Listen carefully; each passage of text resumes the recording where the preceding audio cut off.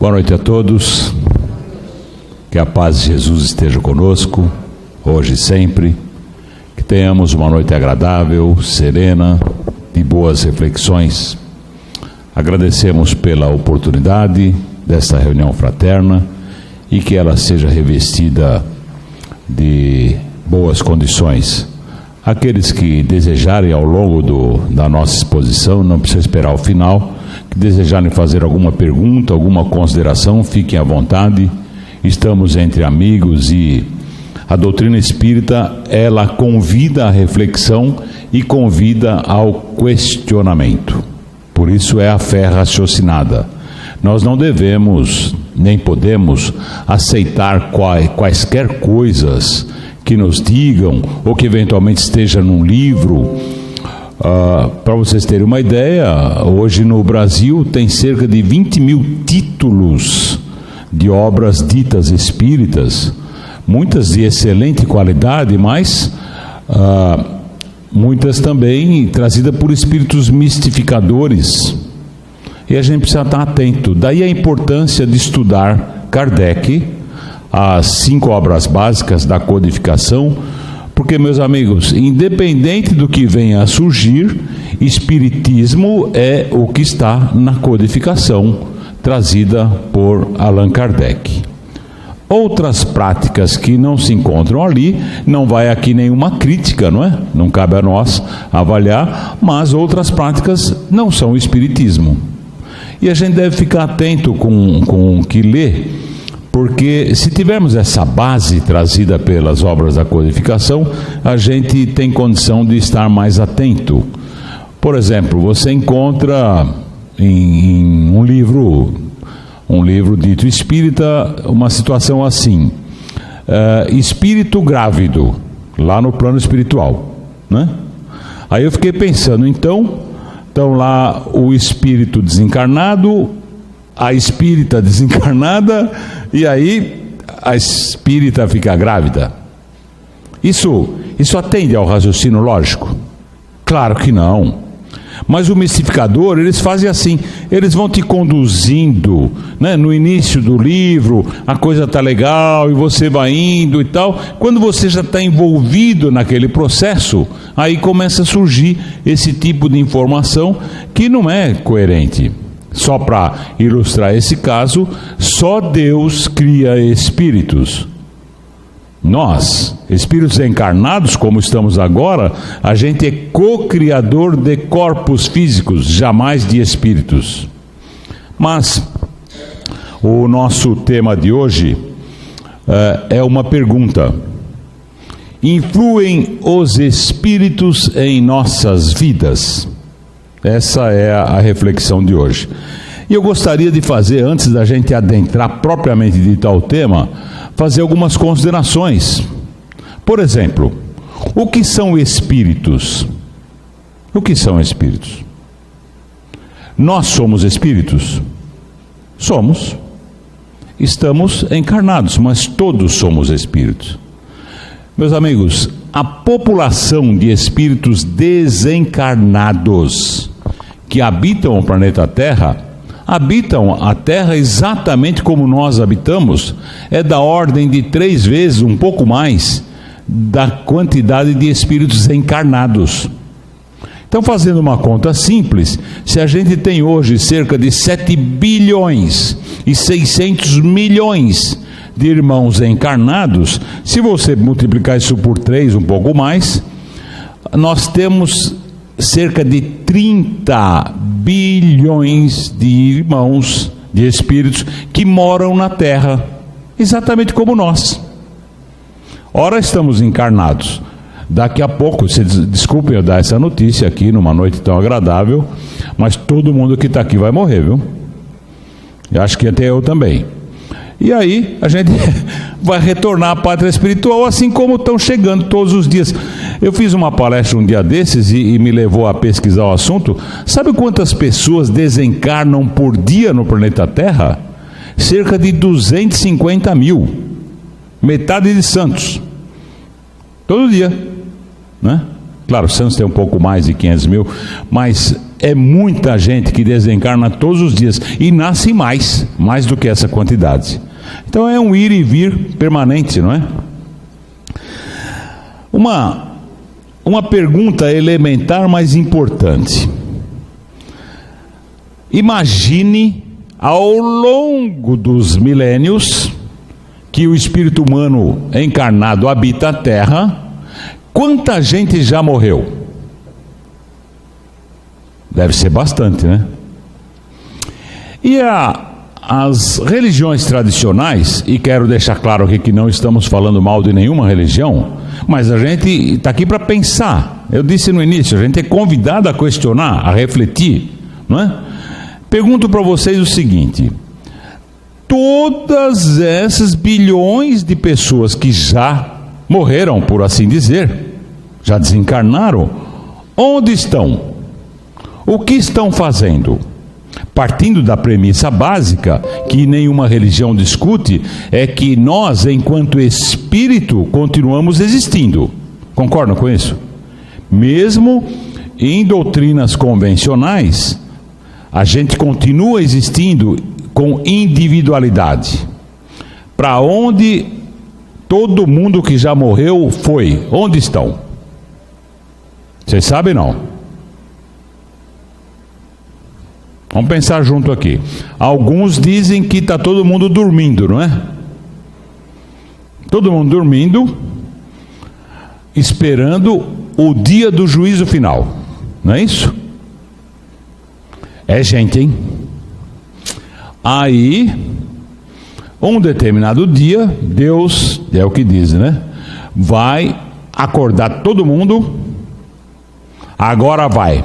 Pega aí, a Clara, por exemplo. Fala, Clara, vamos ver aqui como é que foi a sua vida, o que você fez, vai para cá, vai para lá, não sei o que. Não é isso que vai ser? É gente, hein? Para ser julgado. E o que é pior, dentro dessa ótica, a vida foi uma só, e dependendo de como a gente agiu nessa única vida corpórea, o nosso destino está irremediavelmente, definitivamente traçado. Resumindo, céu ou inferno, para sempre, não é isso? E eu fiquei pensando também o seguinte: fora vocês espíritas, a maioria do pessoal aí fora não é perfeito, né? Qual seria a linha de corte? Por exemplo, na escola, você vai lá na escola, estuda uma determinada matéria, se você, não sei se ainda é assim, mas se você tirar mais que 5, você é aprovado. Menos que 5, reprovado. Então, teoricamente, se você tirar mais que 5, você vai para o céu, ou para um purgatório, mais ou menos, ou menos que 5 iria para o inferno. Mas qual é a linha de corte? Precisa fazer o quê para ir para lá ou para cá? É uma coisa para se pensar, né? Então, outra coisa é o seguinte: nós, a doutrina espírita, tem uma profunda admiração e respeito por aqueles seres, por aqueles espíritos que chamamos de santos. Os santos. Tanto é verdade que muitos deles participaram ativamente da equipe do Espírito Verdade enviada por Jesus e para trazer a codificação, a terceira revelação divina, que é o Espiritismo. Muitos deles, São Luís, Santo Agostinho e outros, não é? São os santos. Uma coisa para se pensar também é o seguinte: nós temos cerca de 1 bilhão e 100 milhões de católicos no planeta Terra. Então, mais ou menos 1/6, 1/7 da população é católica. Vocês conhecem algum santo que não seja católico? Não conhece. Será que não nasce gente boa que não seja católico? Porém, falando dos santos, se as pessoas que desencarnam, que morrem, ficassem dormindo, esperando o juízo final, aqueles que entendemos como santos, e são santos mesmo, não é? Eles também não estariam dormindo? Se todo mundo está dormindo, eles também estariam. Se assim fosse, por que orar? por um santo. Se ele está dormindo, não vai ouvir, não vai ver. Né? Nada disso é assim. Está todo mundo vivo e trabalhando, fazendo coisas, boas ou não, mas está todo mundo vivo. Por aí. Cada um habitando a dimensão espiritual compatível com seu grau evolutivo, com a sua condição moral. Verdade ou não? Isso é muito mais coerente, né? Está todo mundo vivo. Aqui, por exemplo, eu não tenho a mediunidade da vidência. Talvez alguns de vocês tenham. Mas a população de irmãos desencarnados que estão aqui agora conosco é muito maior que a de encarnados. Muito maior. Para deixar barato, já tem o nosso anjo de guarda aqui do nosso lado, né? Porque sempre que estamos fazendo alguma coisa boa, nosso amigo espiritual, nosso protetor, aí está. Seguramente. Tem também os trabalhadores mentores da casa. Então já tem uma, né? E são trazidos muitos. Aqueles que conseguem ver, diz que é comum ter arquibancada assim, ó, plateia grande assim, participando conosco aqui, do mesmo jeito. Está todo mundo vivo, não é? O que motivou essa nossa reflexão é a questão 459 do Livro dos Espíritos, a obra base, o alicerce da codificação espírita. E nessa questão 459, Kardec pergunta assim: influem os espíritos em nossos pensamentos e em nossos atos? E a espiritualidade superior responde assim: muito mais do que imaginais. E influem a tal ponto que normalmente são eles que vos dirigem. Normalmente são eles que vos dirigem. Muito bem. Já que assim é uma coisa extremamente importante para as nossas vidas, né? Que estão aí ao nosso lado, influenciando os nossos pensamentos e os nossos atos. A questão é, isso é individual, que tipo de influência estamos recebendo, cada um de nós, e nos deixando conduzir por elas? Para responder isso, depende com que estamos sintonizados. A comunicação no plano espiritual só se dá por sintonia vibracional. Se você estiver na mesma faixa vibratória de pensamento, as suas companhias espirituais serão dessa faixa. Não tem aquele ditado: dize-me com quem andas que eu te direi quem és? Eu gosto de fazer um ajuste que seria assim: dize-me o que pensas e eu te direi com quem andas, encarnados e desencarnados. O fato é que a ciência hoje comprova, não é achismo, que o pensamento é energia, o pensamento é onda eletromagnética. E dependendo da qualidade do pensamento de cada um de nós, a gente emite um tipo de onda. Falando assim, grosseiramente, um pensamento de má qualidade, ela tem uma onda assim grandona assim. À medida que vai melhorando a qualidade do nosso pensamento, vai ficando mais fechadinho. Nas regiões superiores é altíssima frequência. E a comunicação se dá na mesma faixa. Pergunto para vocês o seguinte: não existe aí algumas coisas assim de alguém estar chateado com outra pessoa ou deseja alguma coisa e vai num determinado lugar e encomenda um trabalho, coloco esse trabalho entre aspas, para prejudicar ou para conseguir o namorado da outra ou do outro, não sei o quê? Não tem essas coisas? Tem, né? Muito bem. Pergunto para vocês: isso funciona ou não funciona? Pega ou não pega? Vocês têm receio disso? É o seguinte: essa história de pegar, porque o termo popular é esse, será que pega, será que não pega, né? Isso depende única e exclusivamente se você está sintonizado naquela mesma faixa dessas pessoas que praticam esse tipo de coisa. Como não é o caso, fiquem absolutamente tranquilos. O fato de você estar aqui vibrando numa determinada frequência de uma qualidade média ou boa, alguém que pratica esse tipo de situação, encaminhar, eu não vou dizer que não existe, existe sim, e mais, muita gente, muitos espíritos desencarnados se prestam a esse tipo de trabalho, de coisa, sempre na base da permuta, sabe?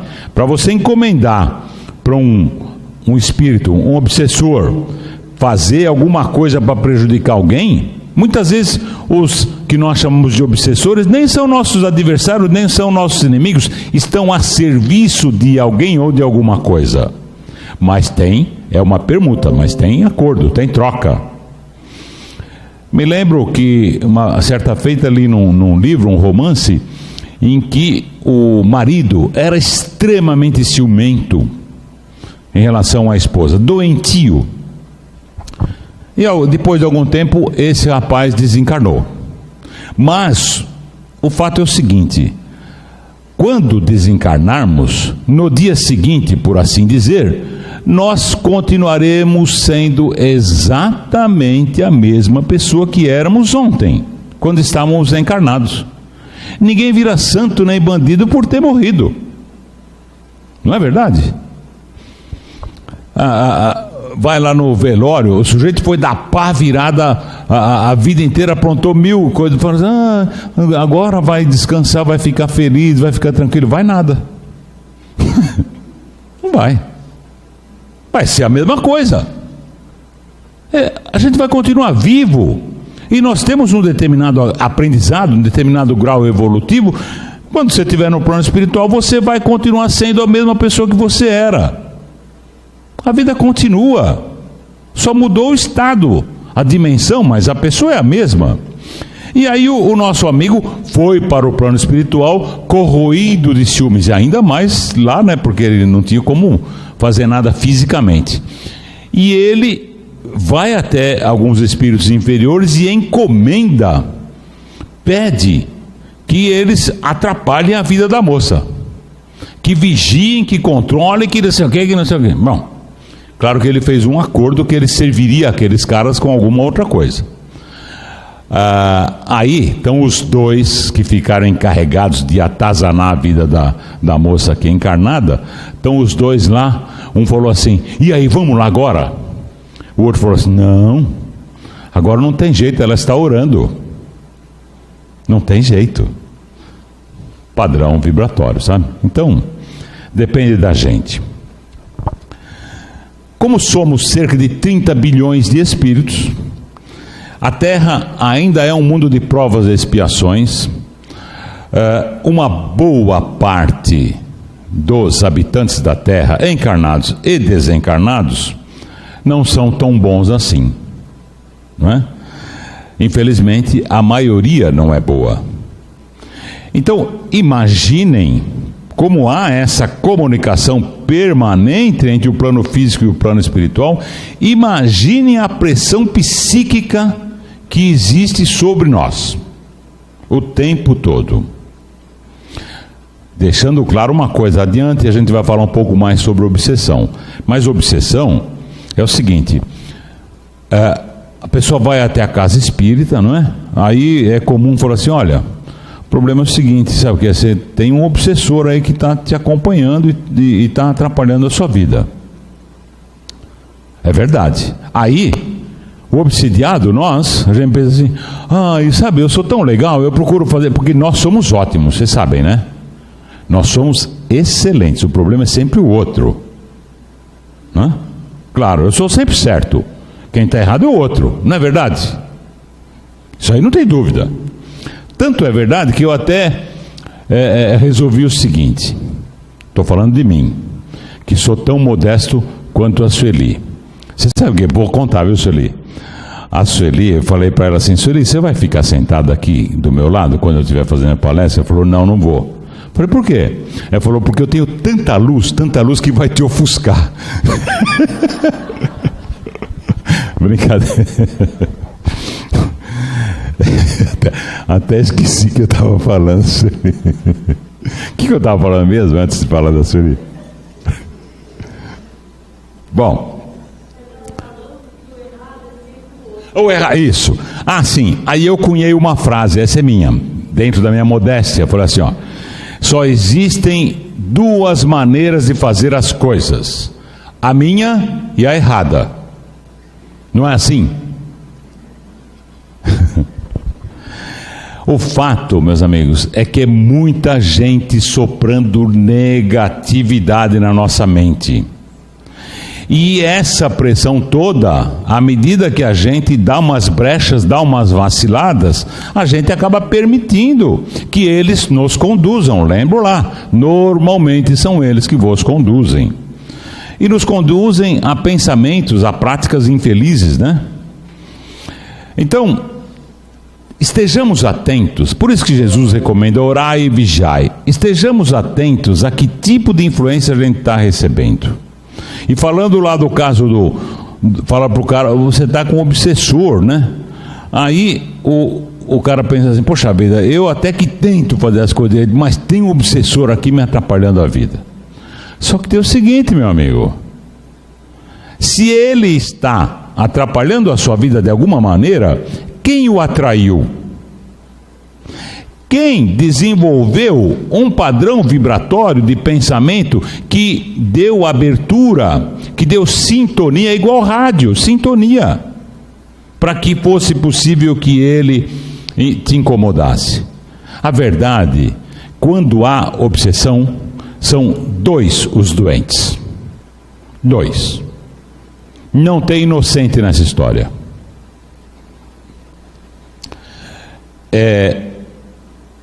Se a influência que a gente recebe dos amigos do plano espiritual não for boa, nós espíritas chamamos de obsessão.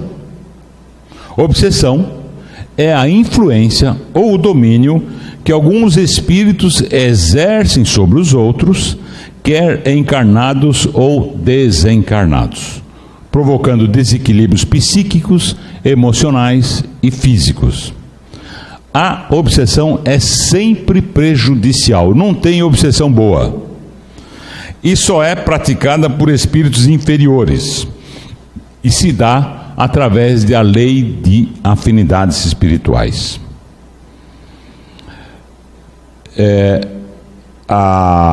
Estou adiantando um pouco aqui. As origens, as causas das obsessões têm como base as nossas imperfeições, as nossas, viu? As más tendências, os vícios em geral, as paixões exacerbadas, exageradas, os desvios sexuais, a ganância, o apego excessivo e outras coisas. Eu fiz uma listinha aqui de algumas circunstâncias que dão abertura, abrem possibilidades de que sejamos obsediados. Eu vou ler essa listinha que eu fiz aqui, mas apenas no sentido informativo, porque eu sei que todos nós aqui estamos livres desse tipo de situação. Isso vale para as pessoas aí de fora, nós espíritas não, não é verdade? Por exemplo, algumas causas de obsessões: cabeça e mãos desocupadas. Não tem o velho ditado: uma mente desocupada é a oficina do diabo. Sentimento de culpa, olha que interessante. Sentimento de culpa. Gente, o que passou, passou. Perdoe-se. Auto-perdão. A palavra irreverente, como eu disse, não é nosso caso. A boca maledicente, também nem pensar. A conversa inútil, fútil. A atitude hipócrita. O gesto impaciente. A inclinação pessimista, a conduta agressiva. Eu gosto muito de falar da gentileza. A gentileza é uma virtude. O espírito Meimei diz assim: a gentileza é o primeiro degrau do paraíso.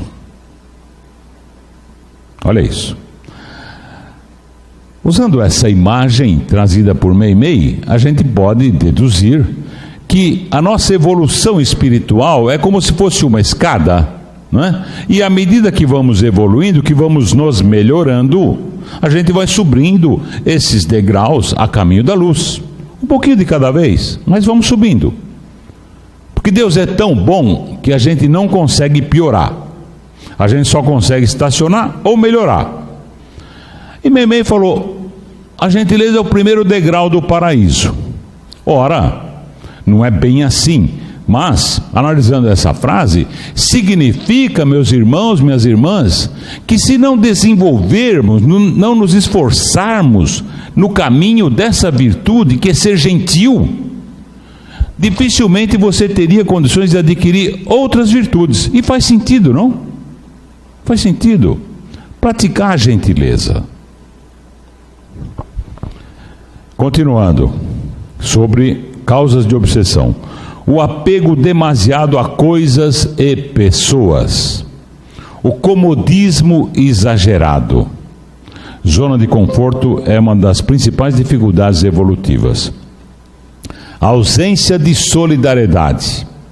Tomar os outros por ingratos ou maus. Considerar nosso trabalho excessivo. O desejo de apreço e reconhecimento. Impulso de exigir dos outros mais do que de nós mesmos. A fuga para os vícios, como álcool, drogas, sexualidade exacerbada, etc. E vai por aí. Como eu disse, nenhuma dessas coisas é problema para nós, né? Estamos tranquilos.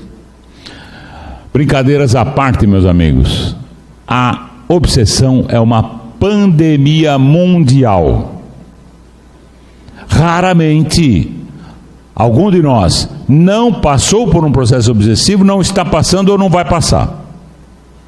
Percebe o volume de influência, de negatividade que existe, de depressão? É muito difícil escapar, porque a vida é cheia de altos e baixos, né? A gente dá umas bambeadas, né? Agora, a obsessão, esse tipo de influência infeliz, ela pode se dar... É possível ter obsessor encarnado? Claro que sim. Nós não somos espíritos? Todos somos espíritos. E como existe a obsessão entre encarnados?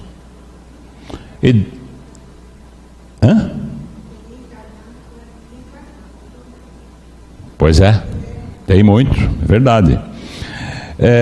É muito comum a obsessão entre encarnados. E é muito comum também que esse tipo de obsessão ocorra no seio familiar. Meus amigos, o romantismo, o sonho de que nossa família consanguínea, é composta única e exclusivamente por espíritos que têm um alto grau de afinidade, almas afins, é ilusão, né? Tem gente rindo, mas é mesmo, né? Não é verdade. Meus amigos, nós já vivemos milênios. Criamos dificuldades, e criaram para nós também, muitas dificuldades nas relações no passado. Temos adversários, temos pessoas, espíritos, encarnados e desencarnados, que temos dificuldades, que a gente precisa parar algumas arestas. E às vezes leva séculos para resolver uma situação dessa. E Deus permite, através do planejamento reencarnatório, que desafetos do passado reencarnem sob o mesmo teto, para que, através da convivência, através da relação, porque não dá para trocar de pai, de mãe, de irmão, de filho, e vai por aí, não dá para trocar, tem que segurar a onda, não é? E através dessa relação, acaba parando algumas arestas, porque o amor tem que vencer. Richard Simonetti, nosso irmão lá de Bauru, que desencarnou há poucos meses, um espírito brilhante, Ele conta uma história verídica que ocorreu lá no Centro Amor e Caridade, que ele dirigia lá em Bauru, um centro enorme. E ele diz o seguinte, que uma senhora, trabalhadora da casa espírita de muitos anos, uma trabalhadora dedicada, certo dia chegou pro Simonete e falou: olha, Simonete, sabe aquele traste do meu marido? Morreu. Estou livre. Aguentei aquela coisa lá por 40 anos. Porque sabe o que acontece? Ela aprendeu, como a gente aprende, que o acaso não existe. E se ela estava casada com aquele senhor, é porque assim deveria ser. Ela imaginava assim, algum débito do passado, não é? O acaso não existe. Então ela pensou assim: eu não sou boba nem nada, eu vou segurar essa onda, né? Vou aguentar firme, porque aí eu me livro, né? Ela falou assim: então morreu, nunca mais quero vê-lo. O Simonete falou assim: minha irmã, eu acompanho a sua vida e realmente você tem muitos méritos, você agiu muito bem. Só que eu tenho uma notícia para te dar. Vai ver sim, viu? Mas por quê? Porque faltou o amor. Então são etapas.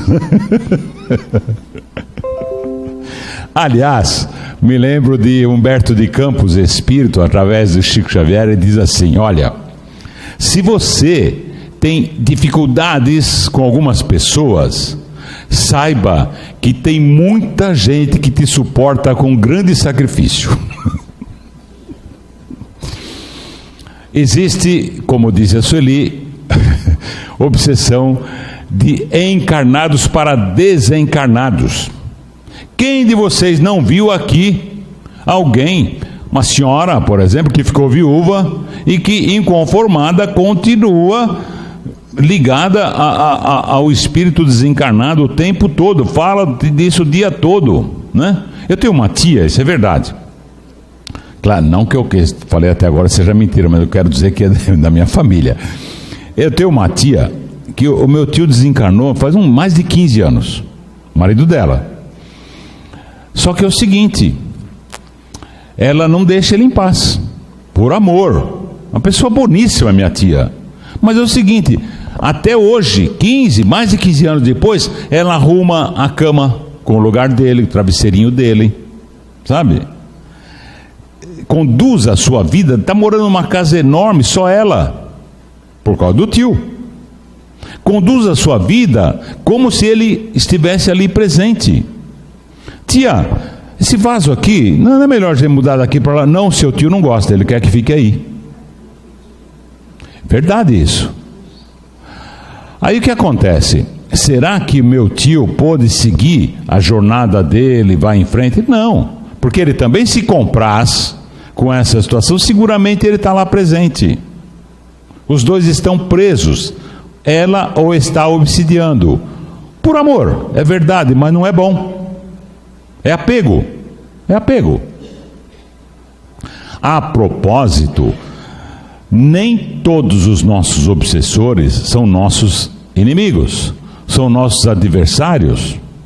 Existem muitas obsessões que se dão por interesses. Por exemplo, vocês já ouviram falar em vampirismo? Vampirismo, né? O termo é meio pesado, que vampiro é aquela ideia, né? Mas vampirismo é na doutrina espírita é no sentido de sugar energias, vampirizar.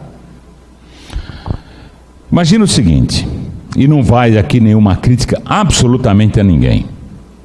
Não temos diferenças evolutivas entre nós, elas são muito pequenas, né? Mas digamos o seguinte, que o sujeito desencarnou muito ligado ao consumo de álcool, por exemplo, né? Exageradamente. Muito bem. Como eu disse agora há pouco, depois que passar essa transição, que ele tiver lá no plano espiritual, né? Se ele perceber que morreu, porque tem muita gente que acha que continua vivo, continua encarnado, né?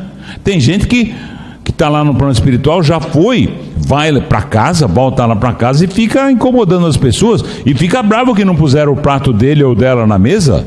Onde já se viu? Né? Isso é comum. Aí o sujeito desencarnou com essa situação. A vontade do consumo, seja do que for, vai permanecer. Do que for. A gula, quaisquer situações em que a gente é preso aqui na matéria, elas vão permanecer quando estivermos no plano espiritual. Dando esse exemplo mais fácil da gente compreender da questão do álcool, por exemplo, aí o sujeito está lá, só que não tem mais o copo físico, nem o líquido físico. Esse está aqui na matéria. Aí o que ele faz? A comunicação no plano espiritual se dá pelo pensamento. Aqui entre nós encarnados, a gente consegue disfarçar. Você pode estar pensando uma coisa e falar outra. E a pessoa não vai saber. Mas no plano espiritual, não se iludam. Tudo que a gente pensar, os caras vão saber. E aí o cara está lá no plano espiritual desesperado por uma pinguinha. Aí ele pega, fica ligado nos pensamentos, nas vibrações. Aí está lá o nosso amigo encarnado, né, aqui em Santos e tal, né? Aí ele falou, opa, aquele cara gosta, ele vai, o sujeito saiu lá do trabalho ou qualquer coisa, já está pensando em passar no boteco. Já estava pensando, mas estava com um pouco de dúvida. O outro vem, vai. Não um só, né? Mais. O cara vai.